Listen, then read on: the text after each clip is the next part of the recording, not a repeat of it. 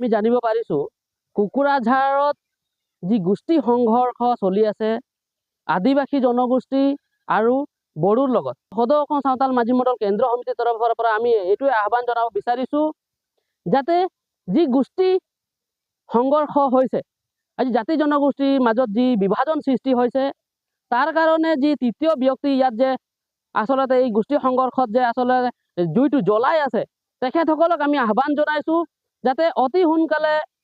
এই গোষ্ঠী সংঘৰ্ষটো নহয় তাৰ কাৰণে আমি চৰকাৰক আৰু প্ৰশাসনক ব্যৱস্থা ল'বৰ কাৰণে অনুৰোধ জনাইছোঁ। লগতে আমি চাওতালসকলক এটা অনুৰোধ জনাইছোঁ যিহেতু আমি ছ'চিয়েল মিডিয়াত দেখিব পাইছোঁ যিসকলে যি উচতনি দি যি ভিডিঅ' বনাই আছে তেখেতসকলক আহ্বান জনাইছোঁ যাতে তেখেতসকলে উচতনি নিদিয়ে এটা জাতিৰ মাজত যে বিভাজন নহয় কাজিয়া নহয় তাৰ কাৰণে উচতনিমূলক ভিডিঅ' যাতে নবনায় তাৰ কাৰণে আমি সদৌ অসম চাওতাল মাঝি মণ্ডল কেন্দ্ৰীয় সমিতিৰ তৰফৰ পৰা আহ্বান জনাইছোঁ। আৰু আমাৰ চাওতালসকলক এটা কথা জনাব বিচাৰিছোঁ যাতে কিছুমানে এটা এনেকুৱা ধৰণে ভিডিঅ' বনাইছে যে আদিবাসী পাৱাৰ কথা পাতি আছে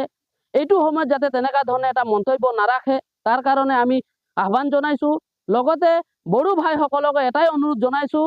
যে একেই গাঁৱৰে একেই অঞ্চলৰ যিহেতু গোটেই আদিবাসী হওক বড়ো হওক তেখেতসকলে একেটা গাঁৱৰে ব্যক্তি একেটা ঘৰৰে পৰিয়াল ক'ব লাগিব তেখেতসকলে আজি নিজৰ ঘৰ জ্বলাই দিবলগীয়া হৈছে ইজনে আনজনৰ ঘৰ জ্বলাই আছে এনেকুৱা ধৰণৰ যি চলি আছে সেইটো যাতে নহয় তাৰ কাৰণে যি